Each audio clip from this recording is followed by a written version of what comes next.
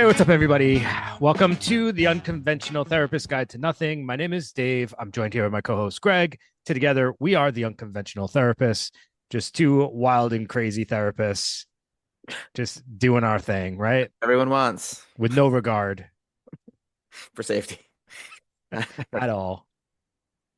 No, just kidding. Dave's Psych. just Dave's still in vacation mode, back from a long vacation, Nah, looking all tan, I think. mm, No? it's like my light bulb might be like Okay. off-white, actually. You're standing in front of the fridge for too long. That's Yeah. us, our fair skinned. Oh, speaking of fair skin, we're doing, it's the opposite of that, but this is our I was fourth, like, where are you going with our that? fourth, I know, I had to turn that around.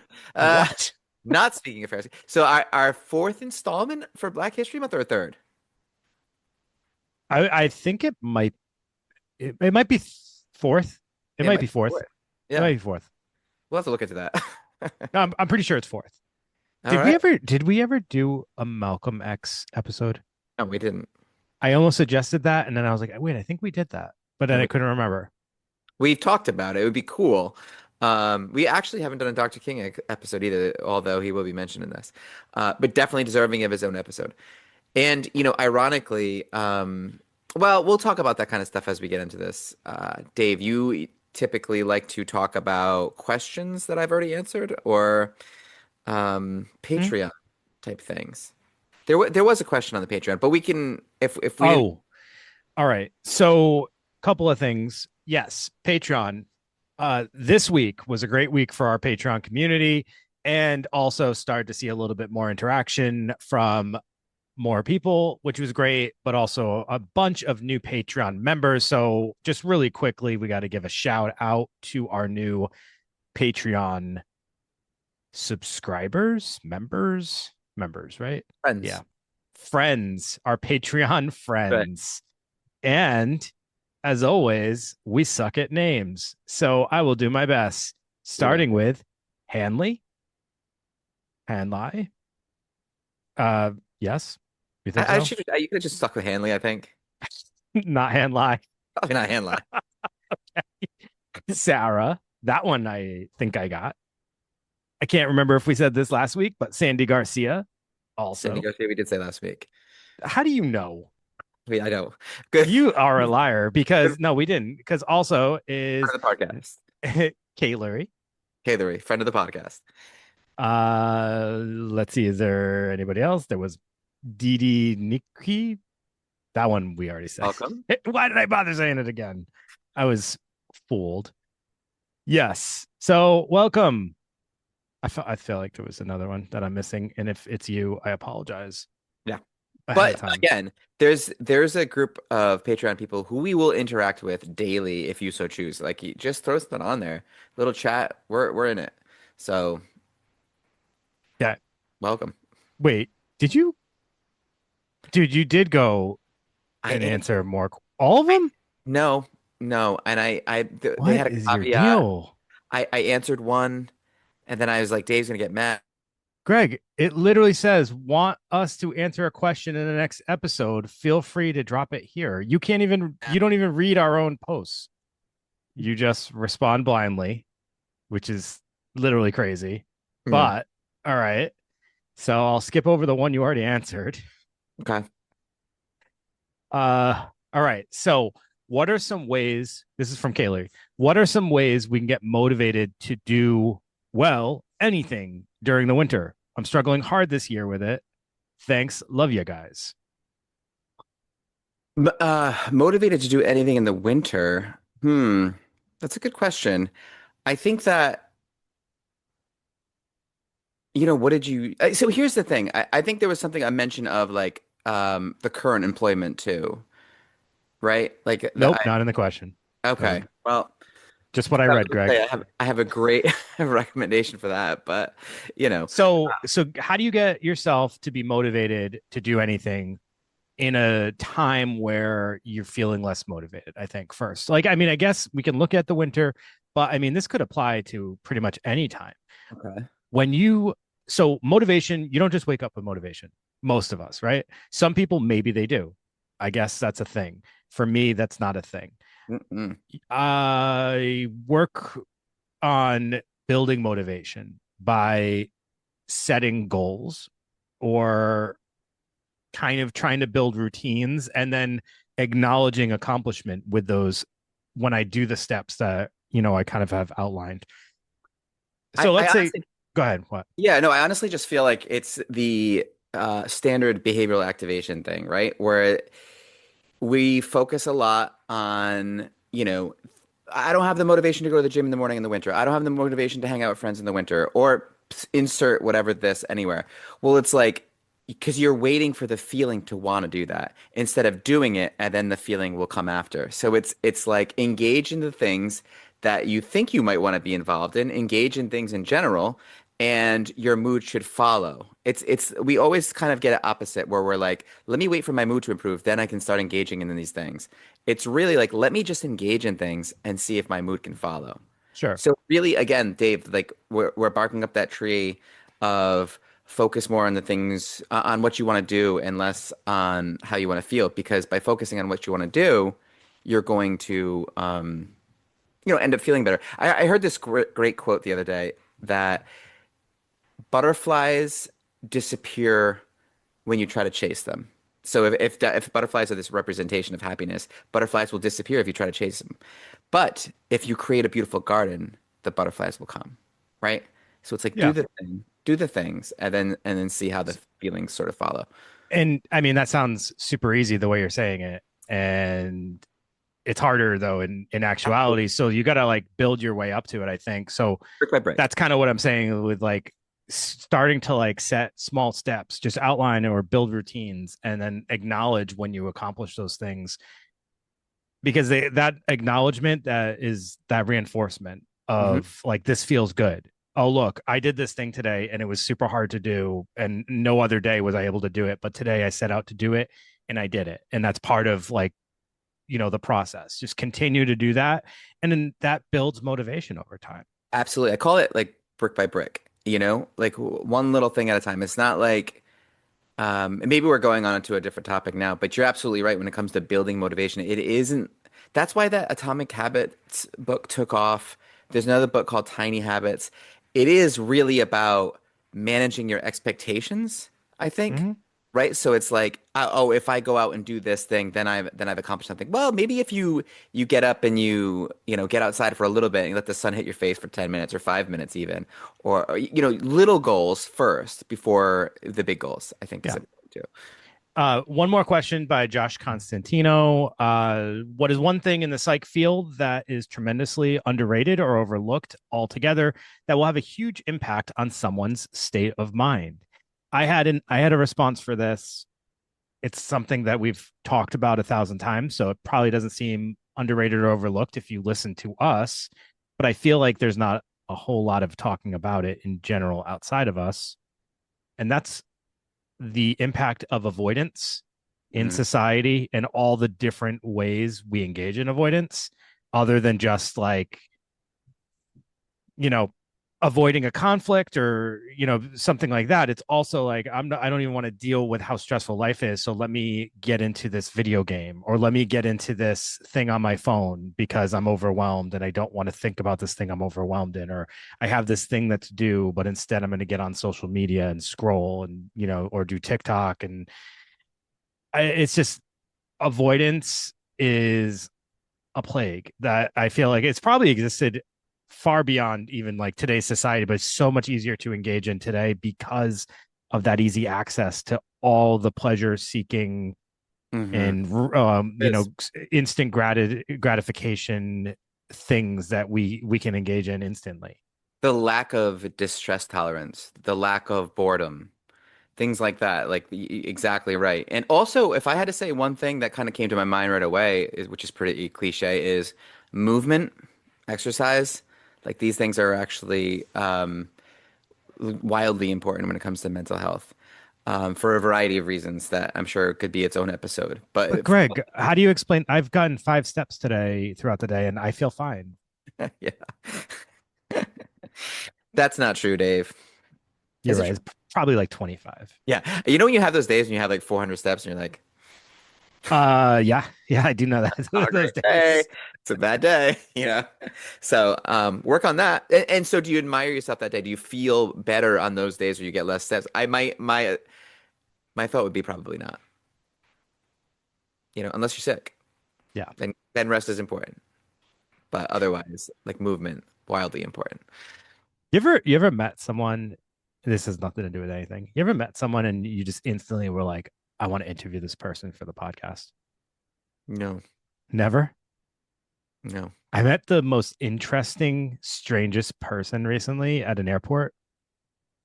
And I immediately, my thought was, how do I get this guy on our podcast? Should throw them on. He's homeless Ah, in an airport, but like one of those people who clearly is homeless by choice. Like, I'm just going to leave my parents' home and bring just this bag. And I'm going to go to, he was from Texas and he's flying to New York because he's going to go stay with like in New York for a while to do this art project for his friend. And the reason why I noticed him was he was in the corner of the airport playing a guitar really poorly, and his eyeballs were tattooed.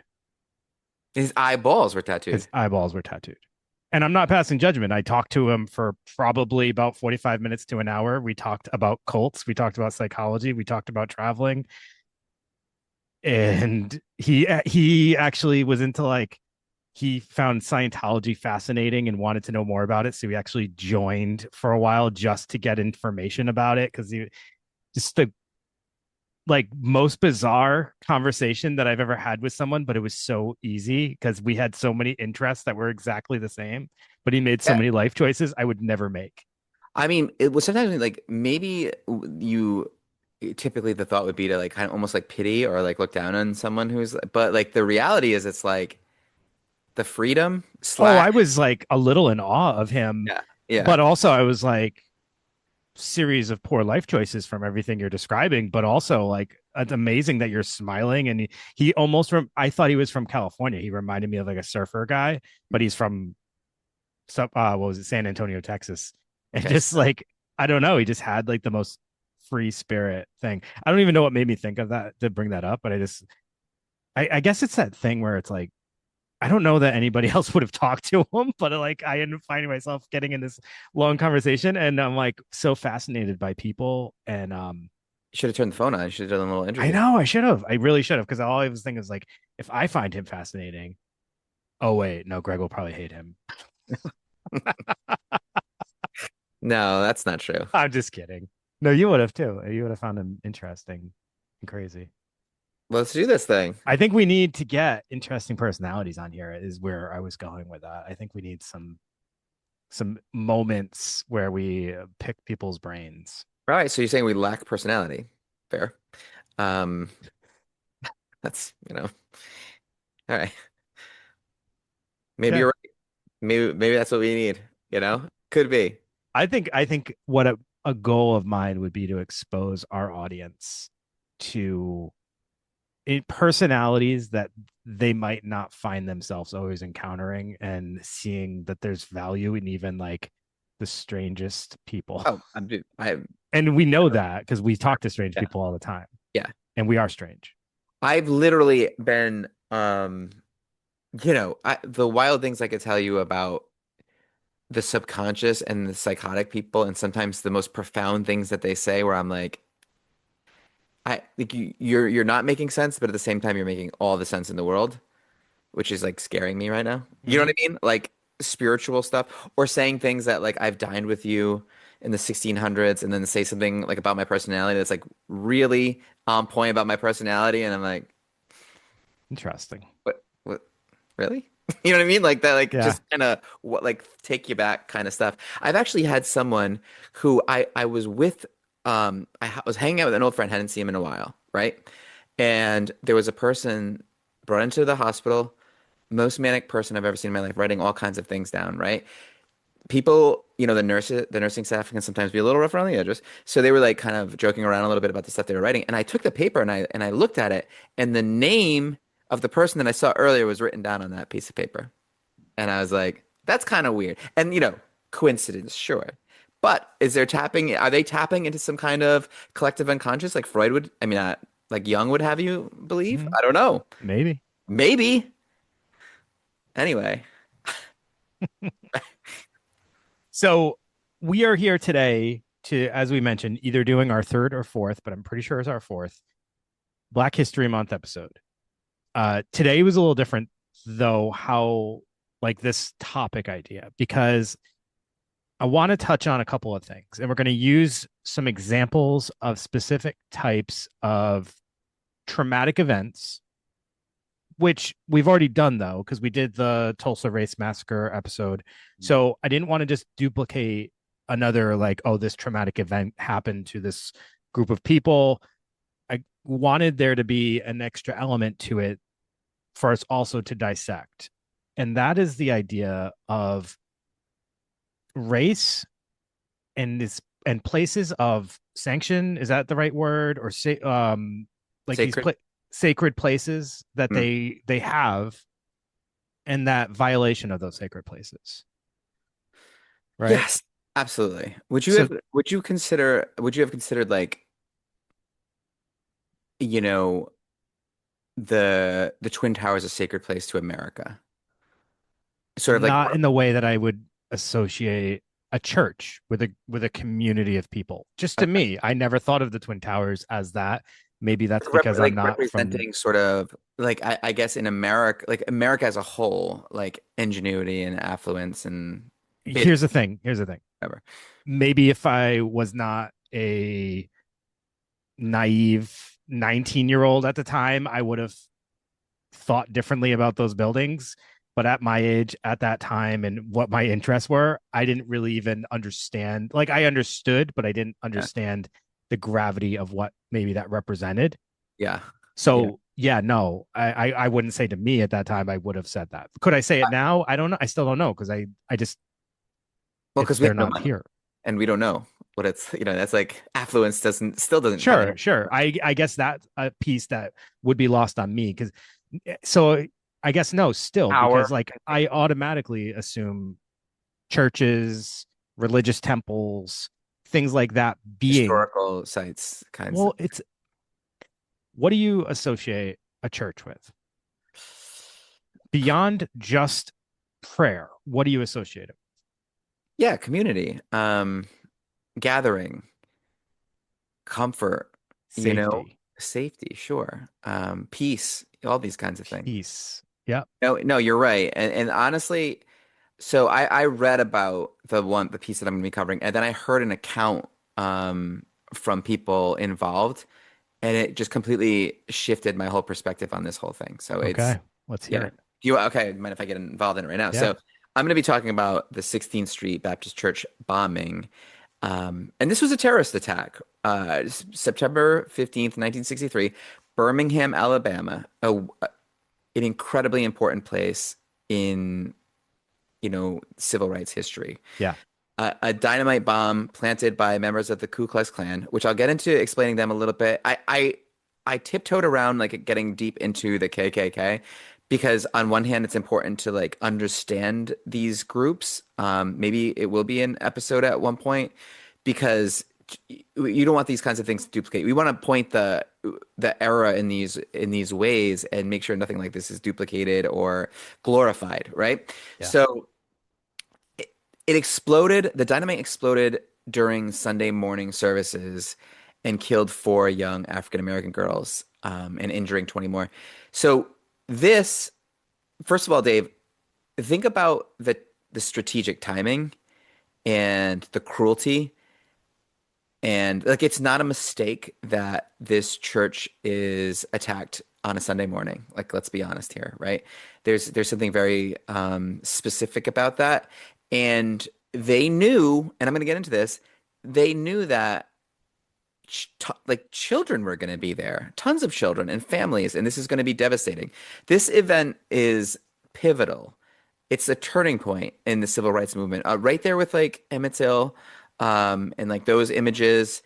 This like galvanized America's point of view, and really was a catalyst in passing the Civil Rights Act. And I'll talk about how. So 1963, let's set the stage a little bit. Here's something interesting about this time period that's different than like Reconstruction 1865 and even like the later waves of KKK influence, like right after World War One, like into the 20s was probably the peak. But this was a time where everyone was kind of sitting around a TV at a certain time at night watching the news. This was like America was a captive audience.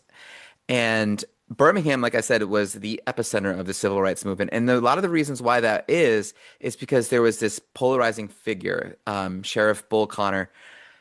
This guy was Dr. King and his, the way I was hearing it described, it's almost like Dr. King and his advisors are almost like generals. And like this is a war. It's a war on racism. It's a war on segregation, and there's strategy involved. And there's good and bad, and like there's difficult decisions that need to be made. So here's this guy Bull Connor who is like the picture, a cartoon character of like racism. He's the sheriff in Birmingham. He's just this awful human being, and they needed someone, a white figure, to kind of have be the enemy to represent sort of white people in a way. So with the American people at home watching, seeing what he's doing and saying we're not with him. You know what I mean? Like it needed to be someone where it's like I can't picture myself to be with this guy. And Dr. King knew that he had the public's attention, and he also knew something that's a little more like difficult to talk about. He knew that he needed to have more people involved. He knew he needed to tear at the heartstrings of America. He knew this had to be peaceful so that people aren't like, oh, look at the fights, you know? And he Yeah. knew that he needed to have children involved. And of course, he didn't know everything was going to happen like this, but there was this children's crusade, and this was, having children kind of be part of these marches and these gatherings where this is the time where you see those images of like fire hoses and police dogs and Yeah. turn on kids like weapons, right? Kids, women, everyone. This is what people are seeing on their TV. They're seeing all these atrocities. I mean, these images are burned into my mind, and I didn't live through this time. I mean, you can kind of remember these scenes, right? Yeah. Yeah, there's the one scene that they often will mention, and Kennedy is noted for his response to it, but is like a officer almost like pushing a kid towards an attack dog, Yes. and those are just like brutal and inhumane acts that they're being caught in the pictures. Yeah, Kennedy was grappling with this. The American people are like seeing this and are horrified by this. Kennedy said it's a moment once seen and cannot be unseen, essentially. It's like paraphrasing. But what's also interesting about this time, if you know anything about Kennedy, this is during the Cold War, and the Russians, it's not even propaganda. They're in their schools showing this footage and saying, these are your good guys. These are supposed to be the good guys. Which is like just an incredible sort of like setting. And Yeah. there's like some truth behind that, right? It's like a really dark time. And Dr. King, the brilliance of this is for any of this to work, it's actually, you know, the way things how heightened racism was in this time period. For this to work, it had to be peaceful. And like to think that way and to have the foresight of that and to know that people were going to be watching and to know that the only reason why this was like the pacifist sort of approach, even though that's like the most incredible position of restraint and strength. It's just incredible to me. And And this church, go ahead, Dave. oh, well, I just wanted to point out one thing that kind of also puts some of this into perspective. So Birmingham also has the Bethel Baptist Church, which between 1956 and 1962, so like 5 years prior, 6 years prior, um, had been bombed at least 3 times in the same town in Birmingham, Alabama. Yeah, they were calling the town Birmingham. Yeah. So I mean, this just kind of shows you, on top of everything we've already described, how dangerous this climate is here and still Dr. King moves forward with his idea of peaceful protests. And I can only imagine how scary it must have been to be there in that time. And he's telling you like, we got to be peaceful, we got to be, it must be like, but we're And they're going getting up hit against with this. violence. And Yeah. get bitten by like brutal, brutal attacks. And, you know, it's just, and this church wasn't just a church. I mean, it's a church, and that's an important thing. But the symbol that you're talking about too, Dave, is like this is like the epicenter. This is like the command center for the civil rights in Birmingham. So it's a wildly important place. The KKK is taking notice of this. They're also Yeah. taking notice of the fact that they're using children, and young adults, and sort of defenseless people to get the attention of the American public, to kind of shine a light on the ridiculous cruelty going on in this like segregated, wildly segregated area of the United States. And the night of the morning of the bombing, there was 15 sticks of dynamite strategically placed, and it ended up killing four young girls in the church basement, who were changing into their choir robes. If you want to think of like of the horrific nature of that, Addie Mae Collins, Cynthia Wesley, Carol Robertson, and Carol Denise McNair. All, Carol Denise McNair was 11, the rest were just 14 years old. Crazy. Yeah. And Sarah Collins Rudolph is the 12-year-old sister of Addie Rice. She was the sole survivor in the area, blinded by the shrapnel.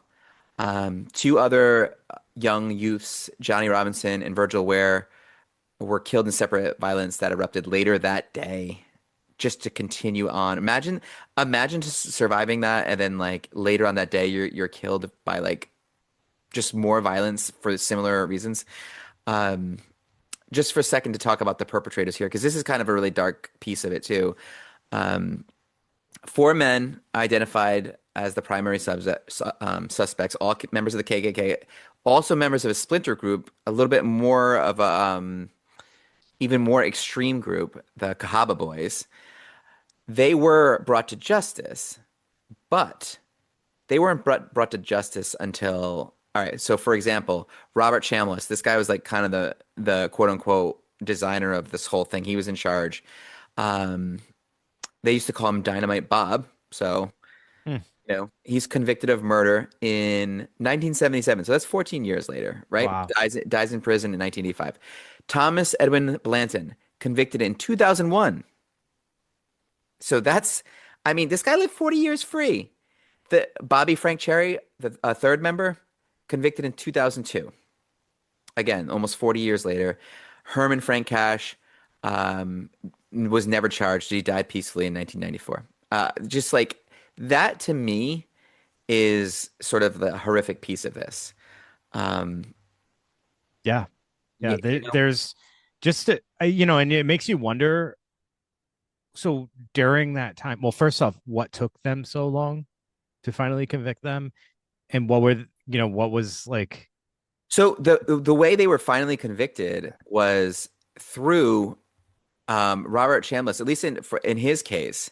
Um, And actually, that was the evidence that supported the rest of the trials. But it was his niece, like just listening to stories growing up and kind of growing up and being like, to her credit, being like, wait a minute, this is awful. Like it was his own family whose testimony convicted him, Mhm. which is good, Yeah. right? I mean, Yeah. it is kind of, but I just wanted to mention real quick, if for those of you, I mean, there's three waves of this kind of KKK activity. If for those who don't know, I've always like been like horrified and like in a way, um, there's like the mystery and the masks and the hoods. It's always been a very scary thing. I remember I used to love this movie, Fried Green Tomatoes, when I was a kid, and there's an element of that because it was always like one of these things where it would be like they would take off the hood and be like someone you kind of know Yeah. or in a respectable position, and like they're taking it. It's just awful, right? So the first one was founded right after 1865, so the end of the Civil War. Um, don't quote me on this, but I think his name was Nathan Bedford Forrest. But anyways, a bunch of Civil War Confederate, obviously, veterans just, just built this terrorist group targeting African Americans and white Republicans, no less, to resist in Reconstruction. So there was this weird, like, sort of like hard to follow, difficult to kind of like politics are so fluid that a lot of people are surprised to realize that like in 1865, like Abraham Lincoln was a Republican, right? Right. Like things kind of and like the leader, the people who were kind of opposing civil rights happened to be Democrats at the time, and things, you know, that's just history. So I mean, make of that what you will. I mean, it's all kind of So essentially, these were individuals who just couldn't accept that the world was going to change, and now there was going to be not equal rights because we know that that took a long, very long time. But yeah. there wasn't going to be slavery, and there wasn't going to be this, this dynamic that has existed for however long prior. In a lot of ways, things got worse for African Americans. Yeah. Just with the segregation, Jim Crow laws, things got really, really hard. And then, there was this second wave of this is sort of the imagery that you would be used to seeing the second Klan, and that's from 1915 to 1944.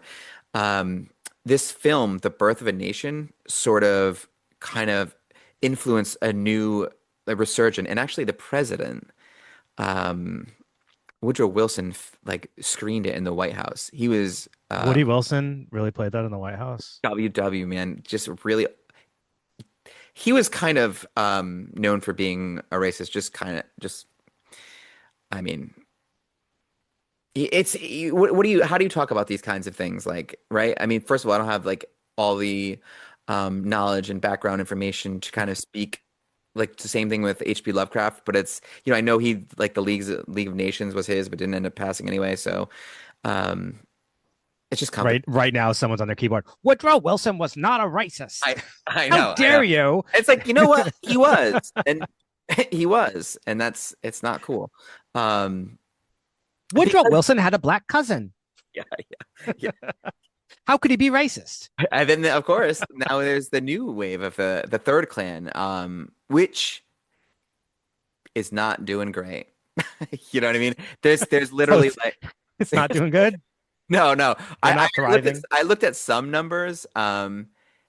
There's literally like 40 dudes. That's it's like and at the peak, I mean there was like there's over 2 million members in the 1920s, but now so that says a lot, right? I Yeah. mean there's 10 active clan groups that remain in the United States, and I think that all of them probably low membership. So at least I hope so. I could be way off. I don't know, but it's I at least hope so. But anyways, that's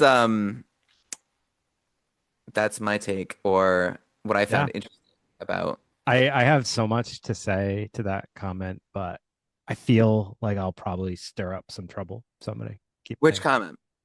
The well, just about not the comment, but just about the idea of the KKK today. I just feel like Yeah, I'm so ignorant when it comes to that stuff, to be honest. I mean, I well, I honestly, just feel like everyone's attention is in different areas right now. So it makes sense to me that that isn't a hyper focus at yeah, the moment with the current climate of things because yeah, everybody's attention is on a elsewhere. bunch of other Yeah, elsewhere. communities Yeah. of people. And yeah, So it's hate just is pretty fragmented these days. Hate is right.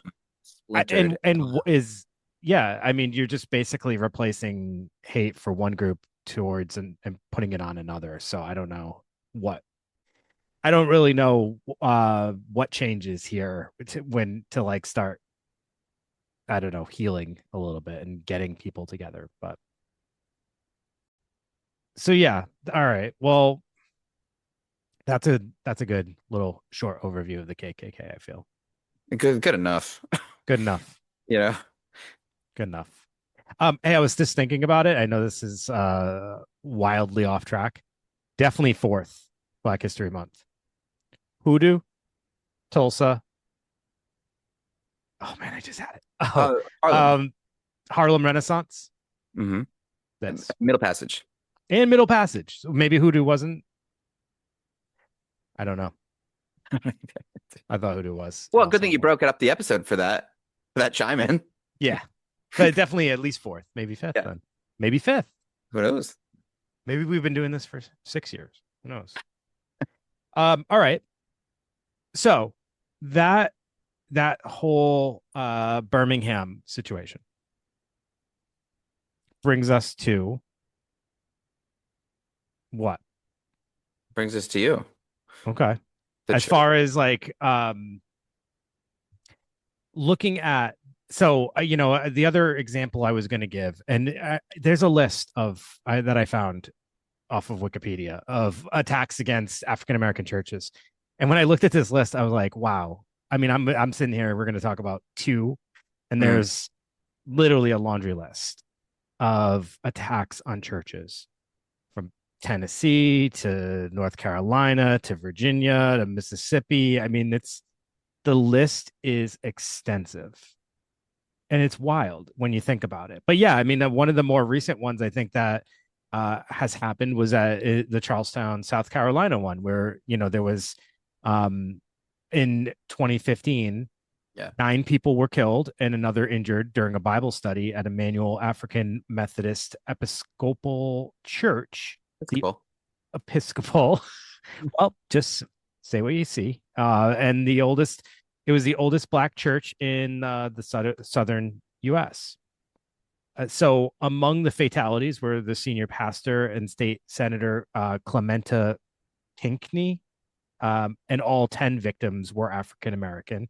And the suspect that came in and did the shooting was 21-year-old Dylan Roof, who was a white supremacist, and he attended the Bible study before opening fire, which to me is like one of the more chilling factors of this. He literally sat with these individuals and attended Bible study, debated scripture, they welcomed him, and then he opened fired. Mm. And like So, prayed together, that's like perverse. right.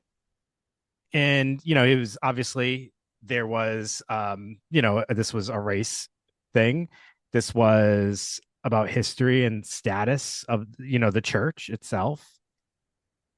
So, these kind of attacks have happened in different forms over and over and over again, right? And I don't think we've seen the last, and I'm sure they come in different forms. So again, Greg, one of the things I thought would be interesting for us to talk about is what the role of a church is for communities, and Hmm. specifically for minority communities, right? So like African American churches, what do they do for their community? And just a few things, and you already touched on a lot of this, and even just talking about Birmingham or our pre-conversation we had before that. One of the first things is it's about refuge, it's about sanctuary. For Birmingham, it was about activism and civil. It was a epicenter for the civil rights movement in some of these churches. Um, for some of them, it's like a social service center. There we talked about the Black Panthers and the work that they did out of churches and in their community. Like these are places where some people are going to get in the community are going to get food, clothing, health services, then that wouldn't be typically able to do so. Um, just like it's a cultural anchor for some. So, obviously there's churches for all different communities. But like when you're with a church and that's focused on your culture that you identify with and that others in the church identify with, it feels like there's a stronger bond to it though, right? Yeah, like you get to get transported home. It's like a preservation of culture too. Yes, You know? exactly. And then there's other things. There could be like leadership development. There's, people move up in the churches. It gives them purpose. It gives them meaning. It gives them a sense of like doing something for their community, which is super important for a lot of individuals that need to like we're part of this struggle, we're part of this small community that's targeted, and I need to be a part of doing something to give back to my community. It provides that ability for that. And that it's served that function previously, and in some ways I'm sure it still serves that function for various minority groups Yeah, it's that like the heart of the community. It's always been that way. Even if and I think honestly, in what's dark about the attacks on places like this they are attacking something very American. When you think of like even early puritanical Massachusetts, the church was the Yes. heartbeat of the community, and that's a very American thing. And it is sort of an assimilation. It is sort of a very American idea to have or at least it used to be. And I think in the best forms, it really is. And it doesn't have to be a spiritual thing, even in a secular way, having this place where we all go to take breaks from our lives and like leave our professions and our egos and everything behind to just kind of be with each other and gather and be a community. It's just kind of a Right. beautiful thing. So so when these churches for these communities that already don't feel safe, especially we're talking civil rights time Hmm. period like 1963, there's all this tension. You're talking about people who already don't feel safe Yeah. anywhere else. And they go to this one place where the idea is this is a safe place. And then there's an attack on that place. Where are you left? It's like Where most are you left? crisis. And it's funny because like you're saying you're using like very modern words and like people might be like, I don't want to hear that like safe place talk. But it's like you have to understand we're talking about communities and even with the church bombing, like especially, but like where like that, no, that's not like hyperbolic. That's Yeah. reality. Yeah. That's I'm not wild. referring to your mental health Yeah, safe yeah, place. I'm yeah, talking yeah. We're not, about we're not talking. Yeah, exactly. We're your talking about physical body which safe we're not, place. which we're therapists. We're not crapping on mental health safe place either. No, no, Great but thing. this But what we're talking about is like literally these people were in danger for their lives, obviously, and and it's horrible. this this is super important to talk about and acknowledge, and it impacts all of us.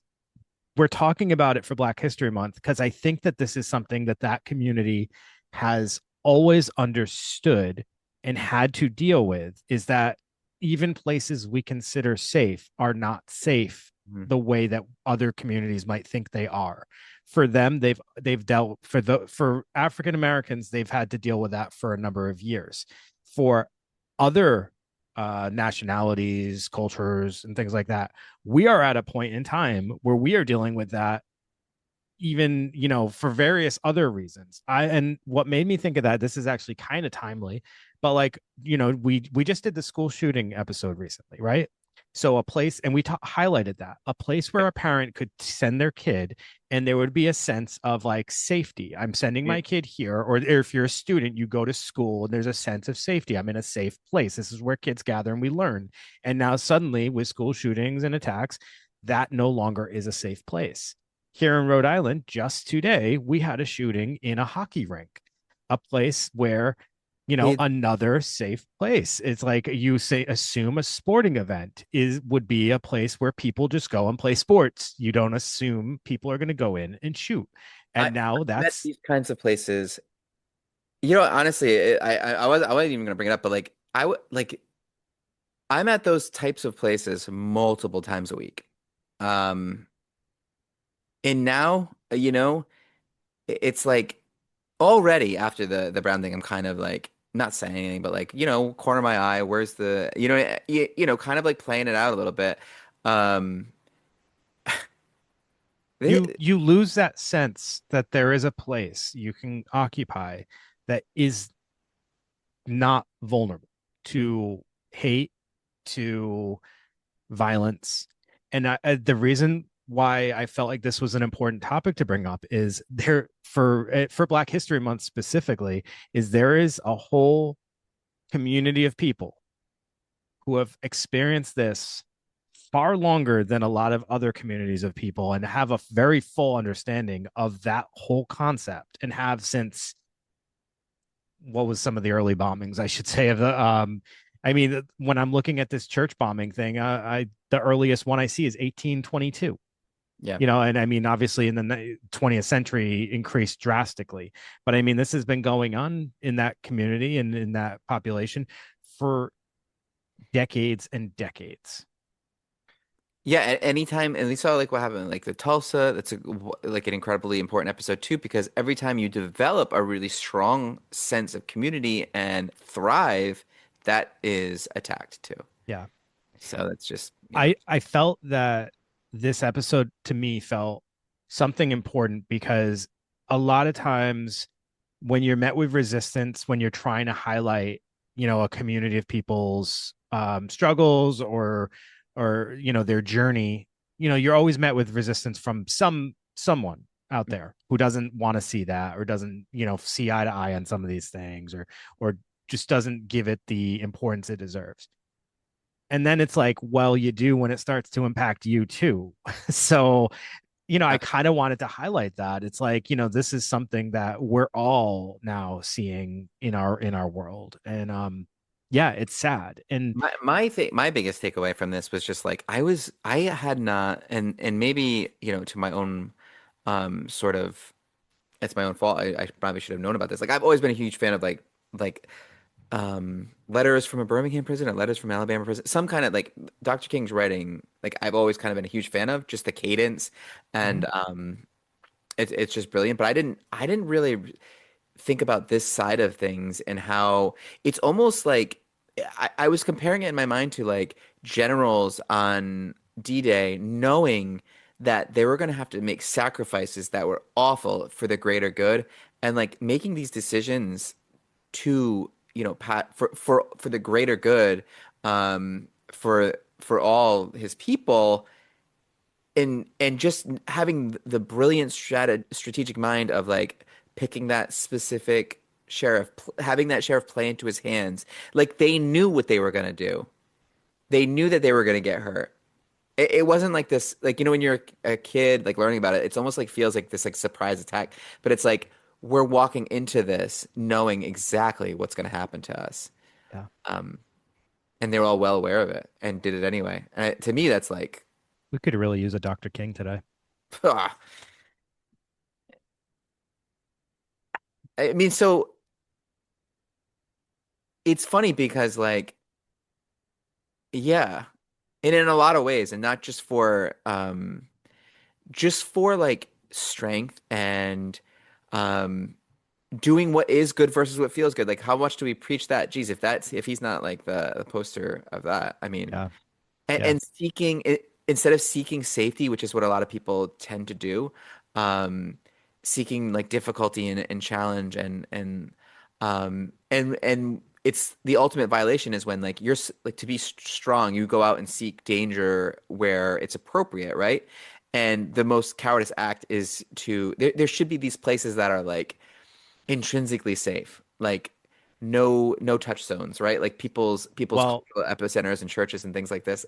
When you and bomb stuff and like that's awful. Hospitals.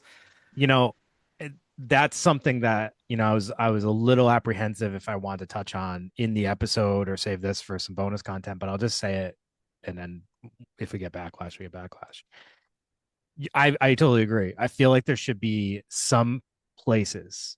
Maybe I do believe churches would be one, Hmm. schools would be another. Sure. Some places should be off limits. There should be an understanding that these are just, even if it's not, I don't care if it's private property or open doors.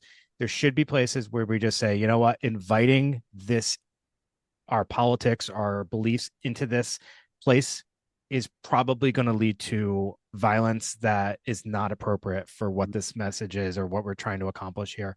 And my fear is, if we allow things to go into these buildings, eventually someone is going to do a violent act. It's Hmm. unavoidable.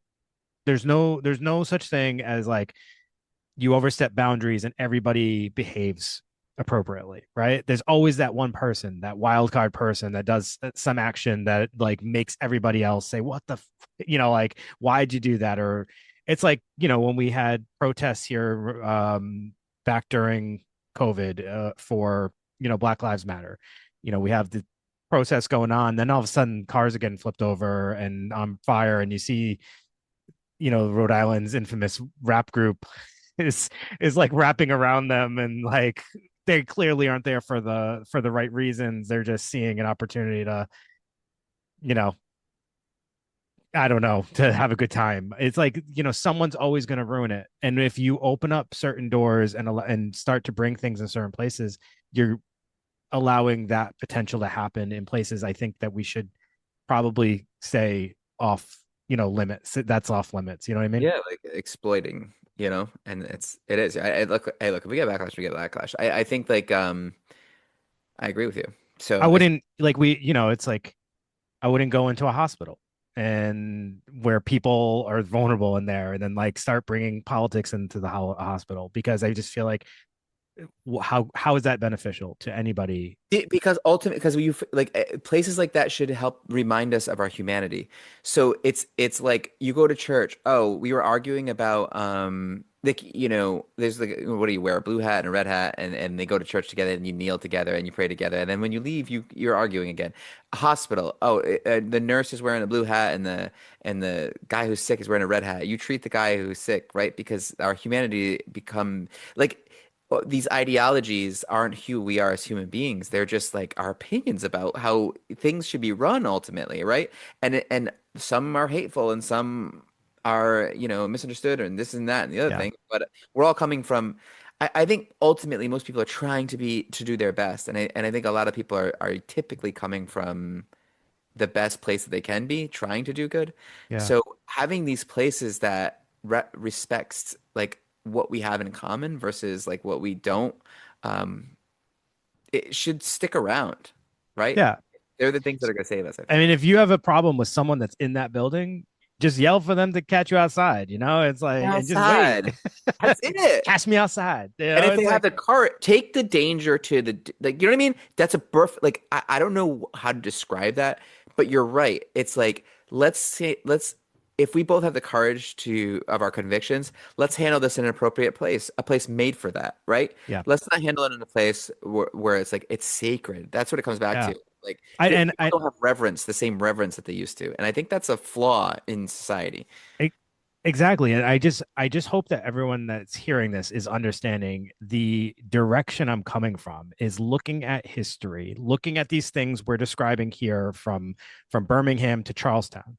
And we're saying if we don't protect certain places, look at the innocent lives that are impacted by this. Look at the 4 lives lost in Birmingham. Look at the 9 lives lost in Charlestown. We have to protect people overall. And I understand that everyone's saying, well, the other side's not protecting. I get all that. I get the arguments, but we also have a duty to still preserve lives and those And innocent preserve these lives. places where, because what happens if these buildings or these places that represent like culture and community and togetherness, what happens if they become vulnerable and are always attacked? Well, what happens is they disappear. And then when that cultural hub is disappeared, then like is there no more community? Is it, I mean, at a time where we need community more than anything, Yeah. right? There's no more community, there's no more togetherness, there's no more, sanctuary, there's no more place where we can kind of hear each other out and see each like the similarities as opposed to what's different. But you're right. Hey, Um, Greg, one more quick thing. Um, just something I totally forgot to like mention, but I wanted to just make note of it. So we talked about churches kind of representing like a safe space for the African American community, and the idea of that being violated with these attacks. Another thing that like they when we did the hoodoo episode, right?